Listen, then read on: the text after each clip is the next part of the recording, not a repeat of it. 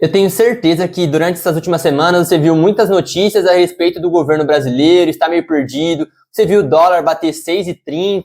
Então fique comigo que nesse vídeo eu vou te explicar de forma simples, rápida e fácil tudo o que está acontecendo aqui com o Brasil. A primeira coisa que você precisa entender é que o Brasil possui uma dívida alta, o que por si só não é um problema, considerando que cada país tem uma capacidade diferente de endividamento.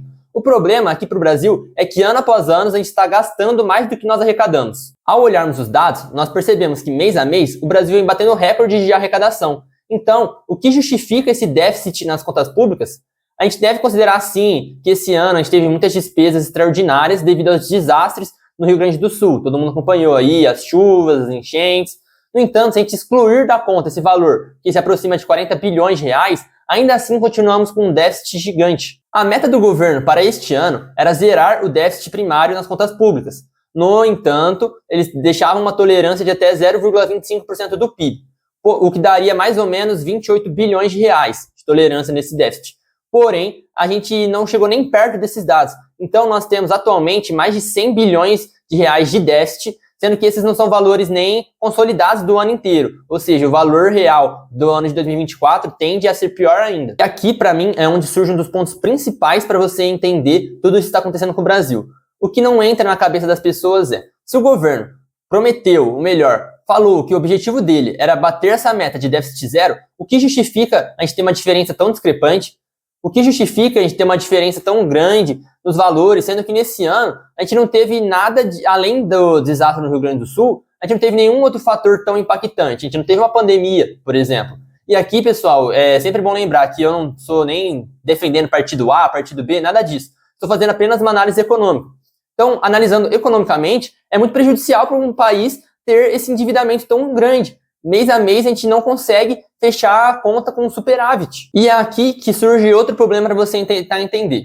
Eu falei que esse déficit é prejudicial por quê? Porque nós já temos uma dívida alta. Então a dívida do Brasil atualmente se aproxima na casa dos 9 trilhões de reais, o que representa mais ou menos 80% do nosso PIB. Então imagina que essa dívida chega a 100% do PIB. Para cada real que o Brasil produz, teria R$1 de dívida. É só você olhar para sua casa. Imagina para cada R$1 de salário que você ganha, você tem R$1 de dívida. Você acha que isso é sustentável? Obviamente não é. E aqui que surge um outro problema, que a dívida tem juros. E os juros aqui no Brasil, você tem visto nos meus vídeos, eu falando vídeo após vídeo, mês a mês, que a taxa Selic, que é a taxa de juros básica da economia brasileira, tem subido. Então, atualmente, ele está no patamar de 12,25%. E qual que é o problema? Que boa parte das dívidas aqui do Brasil tem sua taxa de juros atrelada à taxa Selic. Então, se a taxa Selic está alta, obviamente os juros da dívida se tornam mais altos ainda. Então, se a gente considerar essa dívida de 9 trilhões de reais que o Brasil tem atualmente, e a gente for fazer, vou até facilitar os cálculos, utilizar 10% de juros, a gente teria que pagar ano após ano 900 bilhões de juros da dívida, só nesse ano. Perceba que isso é insustentável. Então, se você tem um PIB de aproximadamente 11 trilhões, você vai estar pagando praticamente 10% só de juros, que representaria esse PIB, qual o ganho real que você vai ter? Porque se o Brasil esse ano está crescendo com o PIB, vai fechar aí na casa de um pouco mais de 3%, você está pagando mais de dívida, ou melhor, de juros da dívida, do que você está ganhando efetivamente de crescimento no ano. Então, assim, você percebe como isso tudo é insustentável? Miguel, então, qual que é a medida? Como eu falei, o primeiro passo é você estar em superávit, ou seja, você arrecadar mais do que você está gastando. Porque pensa assim, como eu falei, os juros da dívida já são muito altos. Então, a dívida vai estar crescendo por si só. Se você ainda aumentar a dívida com os gastos, como que você vai resolver esse problema? Agora, se você começar a cortar, você pelo menos começa a cortar a dívida. Você cortando a dívida, os juros começam a cair, porque os juros vão se referir a uma dívida de um valor menor.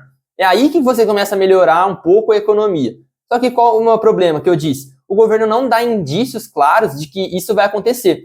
Então, nas últimas semanas, a gente teve o anúncio do pacote de corte de gastos feito pelo ministro Fernando Haddad, que era um pacote muito esperado pelo mercado. No entanto, ele ficou muito aquém do esperado. Para você que não viu, eu vou falar aqui algumas das medidas que eles propuseram. Então, eles propuseram um reajuste do salário mínimo, porque, se você não sabe, o salário mínimo é responsável por boa parte das dívidas aqui do Brasil, tá? Porque muitas das dívidas são atreladas ao salário mínimo.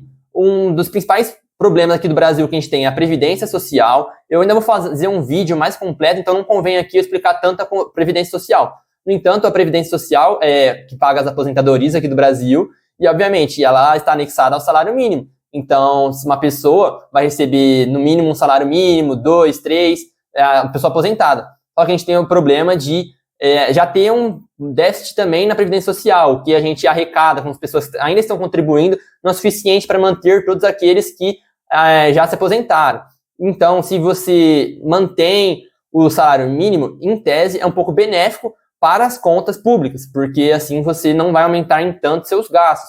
No entanto, olhando pelo lado social, é outra questão, se você acha justo ou não, o salário mínimo aumentar mais, aumentar menos, não é isso que eu quero discutir aqui, é apenas para que você entenda algumas das medidas que eles propuseram fazer. Então, com isso, eles vão limitar o crescimento do salário mínimo, o que vai facilitar um pouco as contas públicas. Além disso, eles fizeram alguns reajustes na questão das aposentadorias de militares, né? Então agora vai ter uma idade mínima para um reservista ser remunerado. Eles também propuseram umas limitações das emendas parlamentares que acabam consumindo alguns recursos, né? Porém, todo esse pacote, a previsão é que entre 2025 e 2026 economize 70 bilhões de reais, ou seja, daria ali 35 milhões para cada ano. Só que, mesmo assim, a gente continuaria em déficit. Por isso que essas medidas, como eu falei, ficaram aquém do esperado, porque resolvem uma parte do problema, mas mesmo assim a gente continua com um problema ali. Isso não vai solucionar o problema do déficit das contas públicas. Só que o que acabou prejudicando muito a imagem do governo em relação ao mercado, porque junto com isso eles anunciaram um novo plano para isenção do imposto de renda. Então eles anunciaram que pretendem isentar do imposto de renda as pessoas que ganham até 5 mil reais, um novo plano para quem ganha acima de 50 mil reais, e como eu disse, de novo, daria para fazer um vídeo só falando sobre essa questão do imposto de renda. Só que o que ficou estranho para o mercado em si, porque se você está querendo aumentar sua arrecadação, diminuir seus gastos, para você ficar em superávit, por que você vai reduzir sua arrecadação? Entendeu? Isso que ficou muito estranho para o mercado. Então, os estudos dizem, ainda vão ser feitos estudos melhores, né? Mas que com esse aumento da isenção, o governo vai deixar de arrecadar pelo menos 30 bilhões de reais. Entendeu? Então, isso acaba sendo prejudicial para a economia brasileira. De novo, aqui tem a parte social e a parte econômica. Tá? A parte social, eu concordo, deve ser feito um reajuste da isenção do imposto de renda. Afinal, ele não era reajustado fazia mais de 20 anos. Então, eu concordo que deve ser feito esse ajuste. No entanto, como eu disse, tem que vir outras medidas para igualar as contas públicas. Então, somando todos esses fatores, como eu disse, essa questão do déficit nas contas públicas, o governo sinalizando um objetivo, uma meta e não cumprindo, o mercado começa a ficar mais desconfiado. Nessa última semana também tivemos declarações fortes do presidente Lula. Ele comentou que ninguém tem mais responsabilidade fiscal do que ele. Ele também comentou que a taxa de juros atualmente é o problema aqui do Brasil. Só que o que isso gera? Gera uma desconfiança do mercado em relação a incertezas políticas também, porque quem define a taxa de juros é o Banco Central aqui do Brasil. Só que o Banco Central do Brasil atualmente é uma instituição autônoma, então ela não é ligada ao governo. Óbvio que para a presidência do Banco Central, quem indica é o presidente. Então agora, de 2024 para 2025, terminou o mandato do ex-presidente Roberto Campos Neto e entrará o presidente Gabriel Galípolo, indicado pelo Lula. Porém, o que fica estranho para o mercado, é alguém indicado pelo Lula, o Lula está batendo na questão da taxa de juros. Qual será que vai ser a decisão desse novo governo do Banco Central? Porém, felizmente para o mercado, nas últimas decisões, o que é atual presidente Gabriel Galípolo, ele já fazia parte do Conselho. Ele foi de acordo com as decisões do Conselho. Então, nas últimas subidas da taxa de juros, foi decisão unânime do Conselho. Então, a gente percebe que, pelo menos nesse ponto, há um alinhamento ali do Banco Central com o que é melhor para a economia brasileira. E por que essas taxas de juros estão ficando tão altas? Porque a gente não está conseguindo conter e bater a meta de inflação. Então, a meta de inflação para o ano de 2024 era de 3 pontos percentuais, podendo ter ali uma margem de tolerância entre 1,5 ponto para cima ou para baixo. Ou seja, seriam 4,5% o máximo que a gente poderia ter de inflação, só que atualmente a gente tem os dados de que a inflação deste ano vai fechar em 4,87%. Então a gente não bateu a meta de inflação e por isso as taxas de juros estão sendo aumentadas, porque é a medida que o Banco Central tem para tentar conter essa inflação. No entanto, as perspectivas para a inflação do ano de 2025 também não são boas. Afinal, você viu aí que o dólar está subindo, E por que o dólar está subindo? Principalmente por conta da fuga de capitais aqui do Brasil. Então, se a gente olha para a B3, por exemplo, que é a Bolsa Brasileira, a gente teve uma saída líquida de capitais de mais de 25 bilhões. Nos outros anos, todos os anos, a gente teve entrada de capitais. Isso já demonstra um pouco do porquê o dólar começa a subir. Além disso, as incertezas fiscais em relação ao governo acabam prejudicando. E a taxa de juros acaba subindo também por isso. Porque com um risco maior, os investidores vão cobrar uma taxa de juros maior para eles correrem esse risco de emprestar dinheiro para o governo atualmente, por exemplo. Além disso, a gente tem um dólar se valorizando nesse ano, que acaba prejudicando ainda mais o real. O real por si só já desvalorizou. O dólar se valorizou frente às outras moedas do mundo. Então isso faz um gap muito grande com que o dólar suba muito aqui para o Brasil. Então por que o dólar também se valorizou esse ano? Esse ano a gente estava tendo taxas de juros altas nos Estados Unidos, que agora começaram a cair um pouco. A gente tem um otimismo por parte do mercado com a entrada do novo presidente Donald Trump, e com isso o dólar vai se valorizando em frente ao real, sem contar que o dólar já é uma moeda mais forte, a moeda mais forte do mundo. Então, por isso, ele por si só já valorizaria, o que prejudica a gente. Eu já ia me esquecendo, mas teve um outro fato muito importante nessa semana que aumenta um pouco as incertezas em relação ao Brasil. Na tentativa de controlar o câmbio, controlar o dólar, o Banco Central realizou alguns leilões de dólares. Com isso, ele fez com que o dólar baixasse um pouco. No entanto, essa medida é insustentável. Não tem como você ficar vendendo dólar toda hora. Afinal, você tem uma reserva ali. E por isso, a gente tem algumas perspectivas diferentes para o ano que vem. E é aí que a gente vai olhar 2 pontos. Então, aqui temos 2 pontos, que é olhar para o que tudo isso representa para você como brasileiro e olhar como tudo isso representa para você como investidor. Espero que tenha ficado claro um pouquinho de tudo que está acontecendo aqui no Brasil. Se não ficou claro, pode me chamar tirando qualquer dúvida, tanto aqui nos comentários quanto no meu direct lá no Instagram, mm_negócio, tá? Mas primeiro vamos falar sobre o que isso representa para você como brasileiro. Como brasileiro, é provável que você veja um aumento nos preços dos bens. Afinal, a maioria das coisas que você compra, por mais que não pareça, são cotadas em dólar. Então, os commodities são cotados em dólar, como trigo, petróleo, café. E isso afeta você, porque isso está no seu dia a dia. O que isso gera? Mais inflação. Por isso que é provável que você veja um aumento dos preços dos bens. Além disso, toda essa incerteza fiscal e cambial prejudica a entrada de capital estrangeiro. E você olha e fala, pô, eu não preciso de capital estrangeiro aqui no Brasil. Muitas pessoas trabalham em multinacionais. A gente tem grandes empresas, Honda, Trenzeme, Bosch, enfim, temos muitas empresas multinacionais atuando aqui no Brasil, que geram milhares e milhares de empregos. Se essa empresa não tiver um incentivo, ou pior, tiver uma incerteza sobre investir aqui no Brasil, a sociedade como um todo se prejudica. Você prejudica a geração de empregos, a geração de renda, o fluxo nas cidades, entendeu? Por isso que é importante você ter uma maior segurança. Porque se o Brasil aqui está muito conturbado, essa empresa vai preferir investir em outros países, vai preferir investir em países que dão incentivos para ela. Afinal, aqui no Brasil, a gente tem uma das piores cargas tributárias do mundo. Então, é importante a gente resolver essa parte para não afetar você como brasileiro. E, obviamente, se o estrangeiro não está investindo aqui, não está gerando empregos, não está gerando produtividade, a inflação vai aumentar ainda mais, porque se você não está produzindo muito e as pessoas vão continuar consumindo, os preços continuarão aumentando também para você. E essa questão da produtividade é muito importante. Eu, particularmente, estava fazendo alguns trabalhos, alguns estudos, analisando principalmente essa questão da produtividade, como isso afeta, e os juros altos também afetam a produtividade. Por quê? Imagina para o empresário. Por que ele vai querer tomar risco no negócio dele para investir em negócio se ele pode aproveitar uma taxa de juros altas aqui no Brasil? E isso, consequentemente, acaba afetando todos os problemas que eu te falei, de geração de emprego, enfim. Agora, vamos olhar pelo outro lado. Para você, como investidor, o que gera tudo isso? O que representa para você tudo isso? Tem uma frase do Warren Buffett que eu gosto muito, que ele diz: compre ao som dos canhões e venda ao som dos violinos.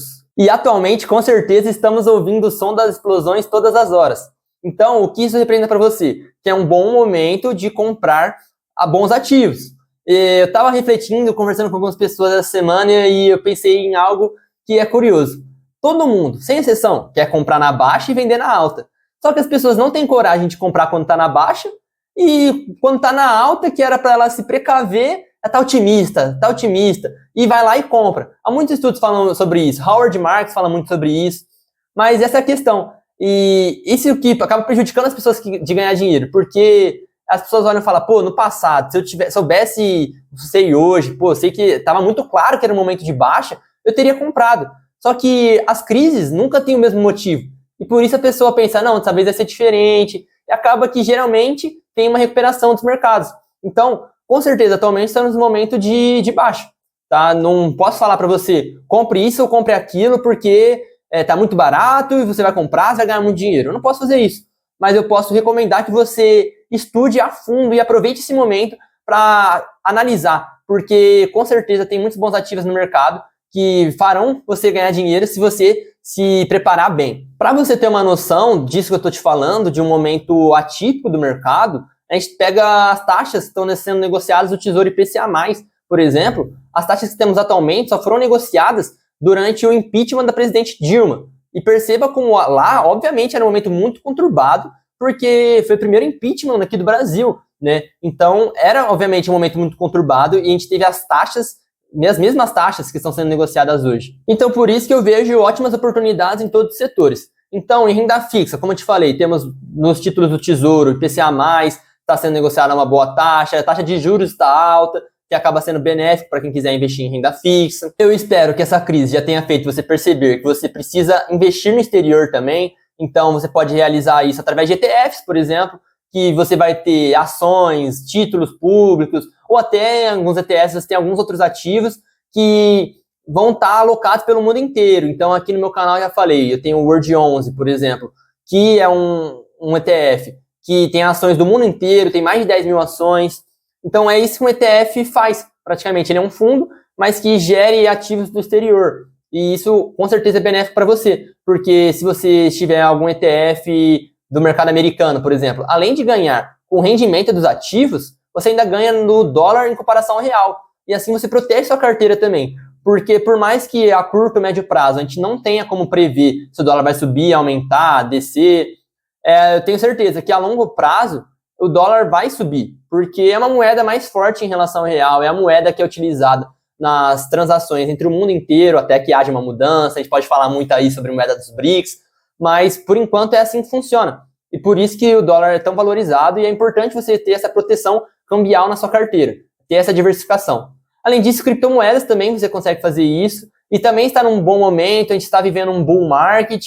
Óbvio que o Bitcoin subiu muito, mas eu vejo que agora é uma época que tem muitas altcoins que podem performar bem, mas como eu disse, se você não entende, primeiro estude, não vá botando seu dinheiro no que você não sabe, não conhece os fundamentos, porque senão a probabilidade de você perder o dinheiro é maior. Só que na Bolsa Brasileira, por conta de tudo que eu já te falei nesse vídeo, ela está em baixa, obviamente, porque a gente tem muito capital estrangeiro saindo. Se a taxa de juros está alta, as pessoas preferem investir em renda fixa do que correr risco na renda variável.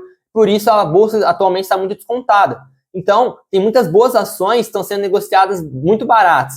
A gente tem os fundos imobiliários, é bizarro, está em queda, tudo caiu, justamente por essa conta da taxa de juros. Alguns fundos, sim, tiveram problema de inadimplência, mas a maioria não. Então, a gente tem bons fundos imobiliários sendo negociados muito baratos, muito abaixo do seu preço sobre valor patrimonial. E, como eu disse, são oportunidades muito boas para você analisar. Só que, se a pessoa pega lá, abre para olhar as ações, os fundos imobiliários, vê tudo vermelho, eu não sei o que acontece, mas parece que as pessoas falam, não vou investir nisso. Tá caindo? Não vou investir. Só que quando às vezes subiu muito, a pessoa quer investir quando já não é mais a hora. Por isso que é importante que você faça essa análise. Eu espero que tenha ficado tudo muito claro para você. Se você gostou desse vídeo, deixe seu like, se inscreve aqui no canal para você não perder nenhum conteúdo, porque como vocês podem ver, aqui é a forma mais fácil e mais simples de você entender tudo o que está acontecendo no Brasil, no mundo, nos investimentos e nas finanças. Então, como eu falei, já se inscreve aqui no canal, acompanha os últimos vídeos, que tem alguns vídeos muito bons, e eu espero você para a gente se ver no próximo vídeo do canal MM Negócios. Valeu?